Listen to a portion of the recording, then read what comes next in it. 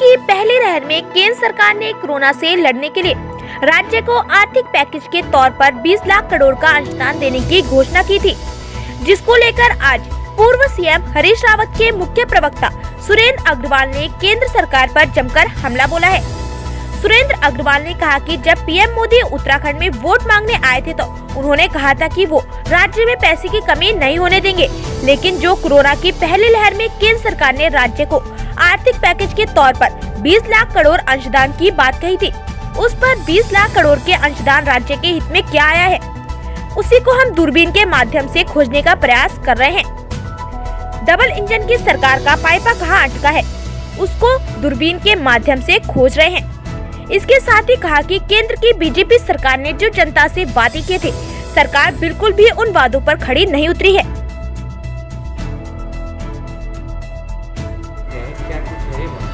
देखिए, प्रधानमंत्री मोदी जी जब उत्तराखंड वोट मांगने आए थे तो उन्होंने कहा था डबल इंजन मुझको दे दो, इस राज्य को पैसे की कमी मैं दिल्ली में बैठकर होने नहीं दूंगा। और अभी 20 लाख करोड़ की पैकेज की आर्थिक पैकेज की घोषणा की गई है कोविड से लड़ने के प्रथम वेव में।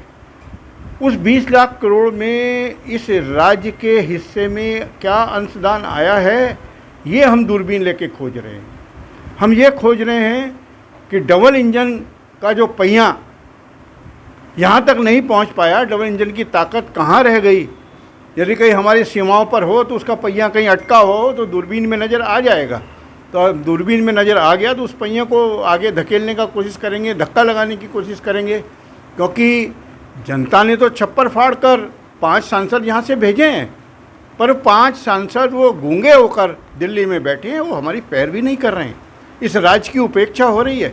ये हम नहीं कह रहे हैं, ये विभिन्न न्यायालयों ने कहा है, उत्तराखंड के न्यायालय ने कहा है कि केंद्र जो है वो पूरी सहायता उत्तराखंड की नहीं कर रहा है। ये हम नहीं कह रहे हैं, मात्र हम दूरबीन लगा कर देख रहे हैं कि जो हमें मिलने वाली सहायता थी, चाहे हमारा आर्थिक पैकेज हो, चाहे ग्रीन बोनस हो, चाहे 20,000 करोड़ में हमारा जो अंशदान है वो हो, जीएसटी की भरपाई करने के लिए जो नुकसान हुआ है उसकी भरपाई करने के लिए जो पैसा है वो हमारा कहाँ रह गया, 14वें वित्त आयोग से जो हमें हानि हुई थी पैसे के बंटवारे में वो पैसा कहाँ रह गया, और डबल इंजन का पहिया कहाँ फंसा है।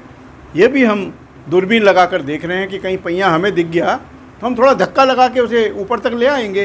शायद भाजपा के सांसदों में, भाजपा के मुख्यमंत्री में तो शायद अब ताकत नहीं रही है, वो धक्का नहीं लगा पा रहे हैं उत्तराखंड की डबल इंजन को, तो थोड़े बस सहारा हम भी दे सकते हैं, हम भी दे देंगे।